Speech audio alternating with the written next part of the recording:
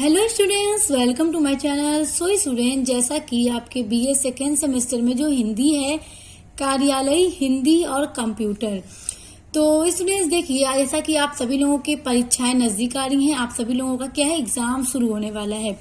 और मैंने जो आपके कार्यालय हिंदी है उसका पूरा सिलेबस अपलोड कर दिया और लगभग पूरी यूनिट्स भी मैंने कंप्लीट करा ली हैं। बस कुछ कुछ टॉपिक्स रह गए होंगे जिनको भी मैं बहुत जल्दी कवर करने की कोशिश करूंगी, ताकि आप लोग अपनी अच्छी से तैयारी कर लें। और जितनी भी यूनिट्स हैं आपकी 7 यूनिट तक लगभग मैंने पूरी कंप्लीट करा ली है। बस 1-2 टॉपिक होंगे उसमें भी आपके, तो उसके लिए ना मैंने एक प्लेलिस्ट बना दी है, बीए सेकेंड सेमेस्टर कार्यालय हिंदी और कंप्यूटर।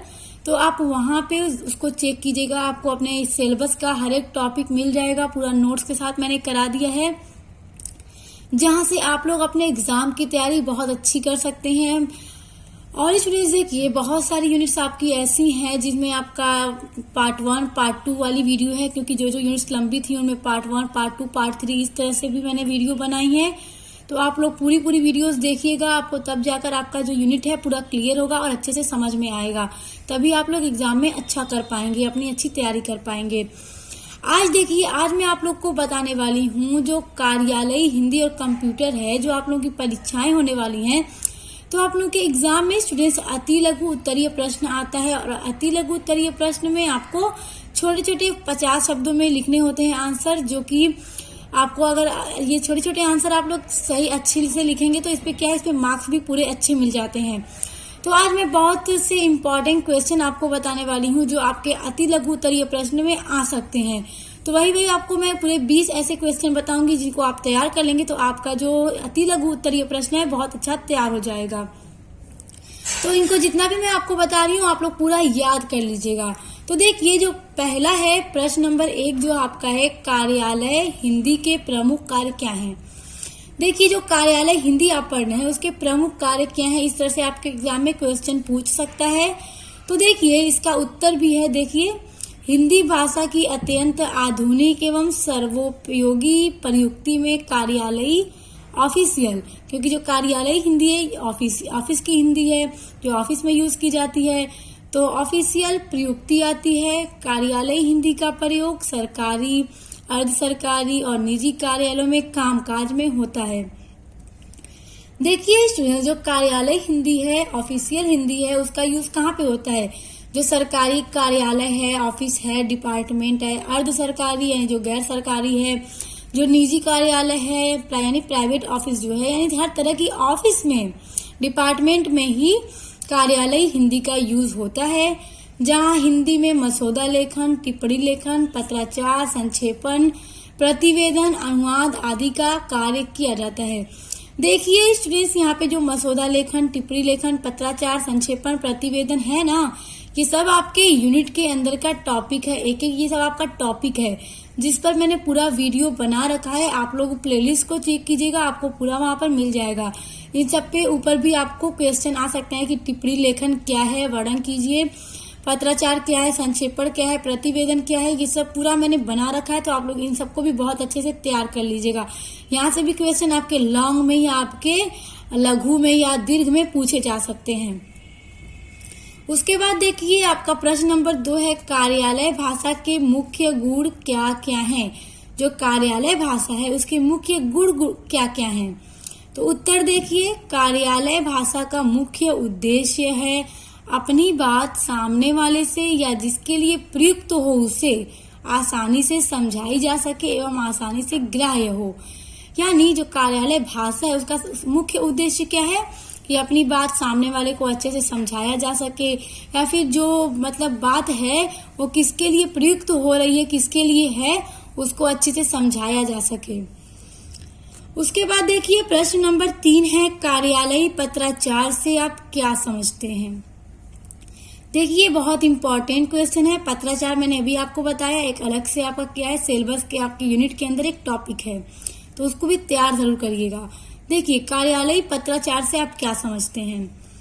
प्रशासनिक अथवा कार्यालयी पत्राचार का तात्पर्य ऐसे पत्र प्रकारों से है। ये सब क्या है स्टूडेंट्स, एक तरह का पत्र होता है जो किसी संस्था, कार्यालय या मंत्रालय तथा उसके कार्यरत कर्मचारियों के बीच प्रशासनिक प्रयोजन के लिए लिखे जाते हैं। तो जो पत्राचार है वो कब लिखा जाता है? जो किसी संस्था, कार्यालय या मंत्रालय जो है या तथा उसके कार्यरत कर्मचारियों के बीच प्रशासनिक प्रयोजनों के लिए लिखे जाते हैं।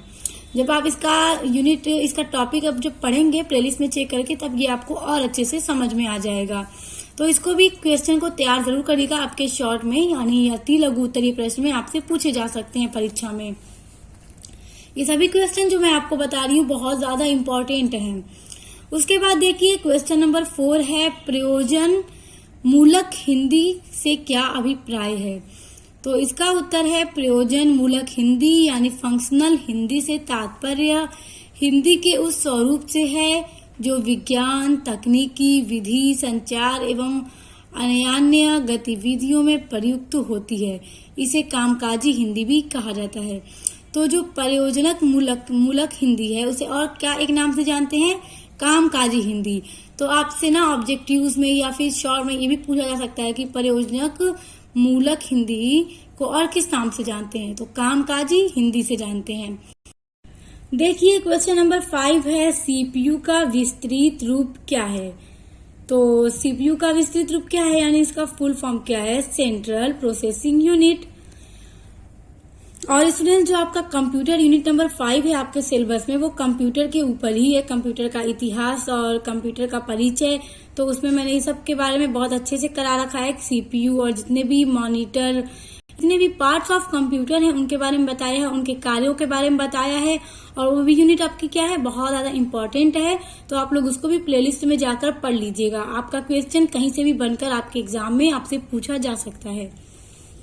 उसके बाद देखिए प्रश्न नंबर 6 है, कंट्रोल, मेमोरी, अरिथमेटिक एवं लॉजिक यूनिट होते हैं।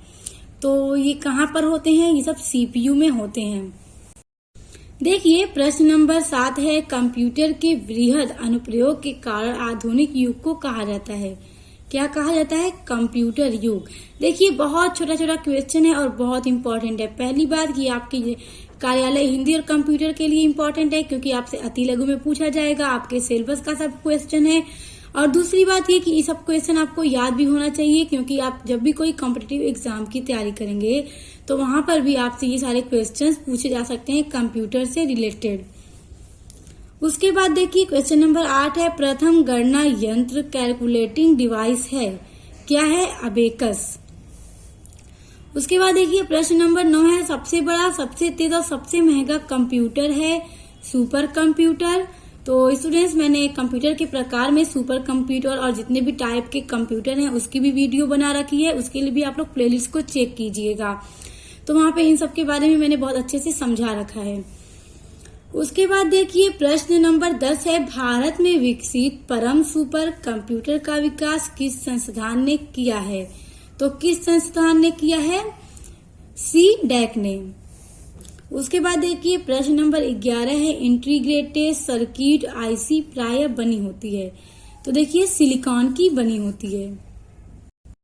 देखिए आपका अगला क्वेश्चन है, मल्टी प्रोग्रामिंग का प्रयोग आरंभ हुआ। तो तृतीय पीढ़ी के कंप्यूटर से आरंभ हुआ।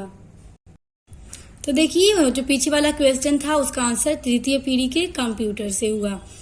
उसके बाद देखिए अगला क्वेश्चन है, बहुत इंपॉर्टेंट है, भारत में बने प्रथम कंप्यूटर का नाम है। तो भारत में बने जो पहला कंप्यूटर है उसका नाम क्या है? सिद्धार्थ। उसके बाद देखिए आपका प्रश्न नंबर 14 है, कंप्यूटर का जनक कहते हैं। तो चार्ल्स बेबेज को कहते हैं। आपसे क्वेश्चन इस तरह से पूछा जा सकता है कि कंप्यूटर के पिता किसे कहते हैं? तब भी चार्ल्स बेबेज ही आपका आंसर होगा। उसके बाद प्रश्न नंबर 15 है, सर्वप्रथम आधुनिक कंप्यूटर की खोज हुई। तो सर्वप्रथम आधुनिक कंप्यूटर की खोज 1946 ईस्वी में हुई थी। ये सारे क्वेश्चन बहुत इंपॉर्टेंट हैं, आपको सब अच्छे से लर्न होना चाहिए, चाहे आप कार्यालय हिंदी पढ़ रही हो उसके अलावा कॉम्पिटिटिव एग्जाम के लिए भी, और साथ ही साथ अगर आप कंप्यूटर के स्टूडेंट हैं तो भी आपके लिए बहुत इंपॉर्टेंट क्वेश्चन है। उसके बाद देखिए प्रश्न नंबर 16 है, कंप्यूटर निर्माण उद्योग में अग्रणी होने के कारण भारत का सिलिकॉन वैली के रूप में जाना जाता है। कौन सा शहर जाना जाता है? बेंगलुरु शहर जाना जाता है। किस नाम से? कंप्यूटर निर्माण उद्योग में अग्रणी होने के कारण भारत का सिलिकॉन वैली के रूप में जाना जाता है। ये क्वेश्चन बहुत इंपॉर्टेंट है, याद रखिएगा बेंगलुरु शहर को। उसके बाद देखिए प्रश्न नंबर 17 है कीबोर्ड और माउस हैं। तो कीबोर्ड और माउस क्या है? इनपुट डिवाइस हैं। देखिए स्टूडेंट्स, जब भी हमें किसी भी इनपुट का आउटपुट चाहिए होता है, यानी किसी भी चीज का हमें जवाब चाहिए होता है, तो हम कंप्यूटर और माउस के द्वारा ही क्या करते हैं? इनपुट डालते हैं। उसके बाद हमें स्क्रीन पर यानी मॉनिटर पर क्या है? उसका आउटपुट दिखता है। तो इसलिए कीबोर्ड और माउस क्या है? एक इनपुट डिवाइस होते हैं। उसके बाद देखिए प्रश्न नंबर 18 है कंप्यूटर की समस्त सूचनाएं या आउटपुट देखने के लिए प्रयोग किया जाता है। तो मॉनिटर डिवाइस का प्रयोग किया जाता है। मैंने अभी आपको बताया कि कीबोर्ड के द्वारा इनपुट डाला जाता है, माउस के द्वारा भी इनपुट डाला जाता है, और आउटपुट देखने के लिए कोई भी सूचना, कोई भी आंसर हम किस पर देखते हैं? हम मॉनिटर पर ही देखते हैं। तो मॉनिटर पर हमें आउटपुट दिखता है। उसके बाद देखिए प्रश्न नंबर जो 19 है, जो व्यक्ति कंप्यूटर इनपुट के लिए अपने हाथों का प्रयोग नहीं कर पाते उनकी सहायता कर सकता है। तो देखिए जो व्यक्ति कंप्यूटर इनपुट के लिए, कंप्यूटर पर इनपुट देने के लिए हमें क्या है? कीबोर्ड को अपने हाथों से ही तो हम चलाते हैं। तो अपने हाथों का प्रयोग अगर नहीं कर पाते तो उनकी सहायता कौन करता है? उत्तर है स्पीच रिकॉग्निशन। तो स्पीच रिकॉग्निशन उनकी सहायता करता है, उनकी हेल्प करता है। उसके बाद देखिए प्रश्न नंबर 20 है मेमोरी में स्टोर डिजिटल इमेज बनाने के लिए तथा हस्तलिखित या मुद्रित टेक्स्ट को पढ़ने के लिए प्रयोग किया जाता है। तो स्कैनर का प्रयोग किया जाता है। सो स्टूडेंट्स, आज की वीडियो में मैंने आपको पूरे 20 प्रश्न बताए हैं, जो कि बहुत ही सिंपल, बहुत ही छोटे और बहुत ही आसान है। आप लोग उनको याद कर लीजिएगा। ये क्वेश्चन आपके अति लघु में, आपके पेपर में आपसे पूछे जा सकते हैं। ये भी सभी क्वेश्चन बहुत ज्यादा इंपॉर्टेंट हैं, इसलिए हर एक क्वेश्चन को याद कर लीजिएगा। ये सब आपके एग्जाम में आपसे पूछे जा सकते हैं और ये आएंगे ही आएंगे, क्योंकि बहुत इंपॉर्टेंट है। सब आपके सिलेबस का क्वेश्चन है। और स्टूडेंट्स, अपने यूनिट्स को पढ़ने के लिए आप लोग प्लेलिस्ट को जरूर चेक कीजिएगा। मैंने बीए सेकेंड सेमेस्टर कार्यालय हिंदी और कंप्यूटर के नाम से प्लेलिस्ट को बना दिया है, ताकि आप वहां पर जाकर आसानी से अपने किसी भी यूनिट की वीडियो को आसानी से खोलकर पढ़ सकें। आई होप आपको ये वीडियो पसंद आया होगा। पसंद आया तो वीडियो को लाइक, कमेंट, शेयर करके चैनल को सब्सक्राइब करके बेल आइकन को प्रेस कर लीजिएगा। तो अब मिलते हैं नेक्स्ट वीडियो के साथ।